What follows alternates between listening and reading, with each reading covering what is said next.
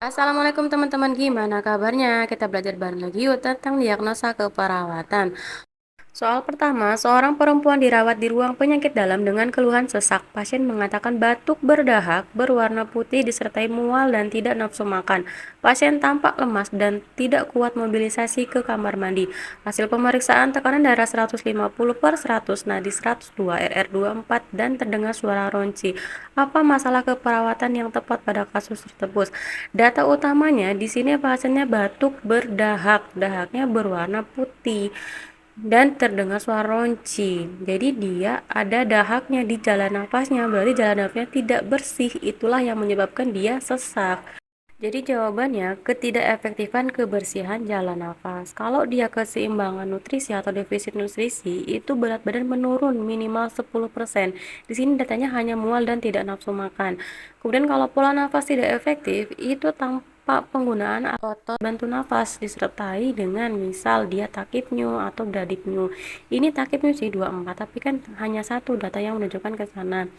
Kemudian kalau dia intoleransi aktivitas, itu dia frekuensi jantungnya meningkat 20% dari istirahat. Jadi kalau dia beraktivitas, itu frekuensi jantungnya naik 20%. Kalau misalnya keletihan, itu pasiennya mengeluh tetap letih, lesu, lemas walaupun dia sudah istirahat tidur. Bisa ya bedainnya ya. Soal nomor 2, seorang perempuan datang ke rumah sakit dengan keluhan sesak napas dan nyeri dada kiri menjalar ke lengan kiri, skala 8. Pasien tampak gelisah dan keluar keringat dingin. Hasil pemeriksaan EKG menunjukkan adanya infak miokard lateral. Apakah masalah keperawatan yang tepat pada kasus di atas? Data fokusnya di sini mengeluh sesak napas dan nyeri dada kiri, skala 8. Berarti ini nyeri hebat. Sehingga diagnosa utamanya itu nyeri akut. Kalau intoleransi aktivitas itu kayak yang tadi ya, dia pasiennya ada mengeluh lelah, terus frekuensi jantungnya meningkat 20% dari istirahat. Kalau penurunan curah jantung, dia ada perubahan irama jantungnya seperti bradikardi, takikardi, EKG-nya aritmia, kemudian ada perubahan preloadnya seperti edema, distensi vena jugularis, CVV-nya meningkat, atau dia ada penurunan tekanan darah, nadinya turun, CR-nya lebih dari 3 detik.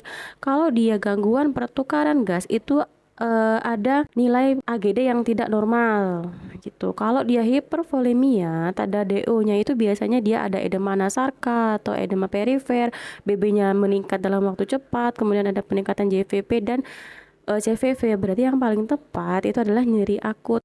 Soal nomor 3, seorang perempuan berusia 16 tahun dirawat di ruang bedah pos operasi tumor di pipi kanan dan direncanakan pulang. Saat pengkajian didapatkan luka tertutup perban dan pasien mengeluh nyeri skala 4.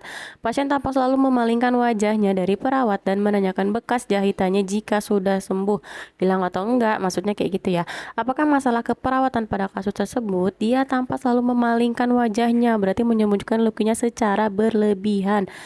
Jadi dia itu gangguan citra tubuh, dia takut nanti kalau misalnya bekas lukanya nih nggak hilang gitu. Apalagi dia masih gadis ya, 16 tahun masih muda. Kalau harga diri rendah, dia itu selalu menilai dirinya negatif, pokoknya nggak ada hal yang positif dari dirinya sama sekali. Nyeri akut di sini skala nyerinya cuma 4 ya. Kemudian kalau kurang pengetahuan, dia itu cenderung menunjukkan perilaku yang tidak sesuai anjuran, persepsi yang keliru, terus banyak menanyakan masalah. Kalau resiko infeksi di sini bisa sih dia pos pembedahan, tapi kita cari yang aktual aja ya. Jadi diagnosanya adalah gangguan citra tubuh.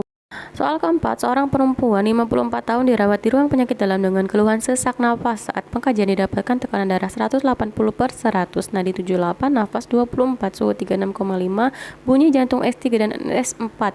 Skala nyeri 5, distensi vena jugularis. Sesak nafas meningkat saat beraktivitas dan sulit tidur. Pasien memiliki riwayat hipertensi sejak 8 tahun yang lalu. Apakah masalah keperawatan utama pada kasus tersebut? Kalau ketidakefektifan pola napas, di sini pasiennya sesak ya, napas 24 kali per menit, tapi hanya tidak dijelaskan dia tidak ada penggunaan otot bantu nafas, kemudian fase ekspresinya tidak ada yang memanjang. Penurunan curah jantung, di sini ada bunyi jantung S3 dan S4. Kalau bunyi jantung normal itu hanya ada S1 dan S2 atau loop dub. Kemudian juga di sini ada distensi vena jugularis, sesak nafas, ya, tekanan darahnya menaik 180.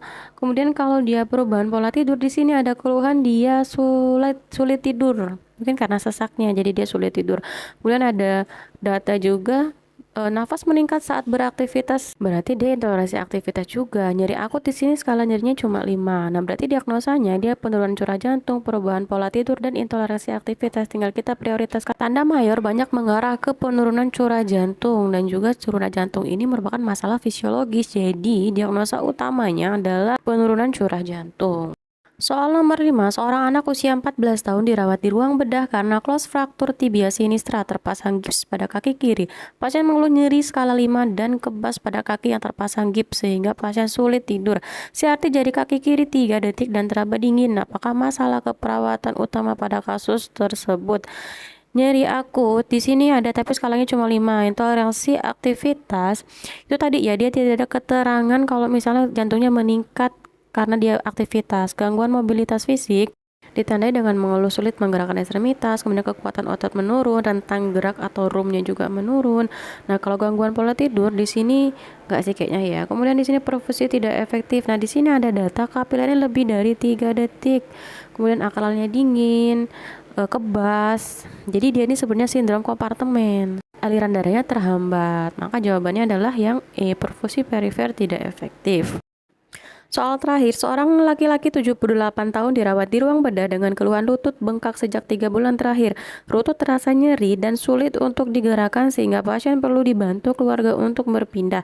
Pasien tampak meringis kesakitan dan kemerahan di area lutut, tekanan darah 140/85, nadi 84, RR 24. Hasil laboratorium menunjukkan asam urat 12 gram per dl.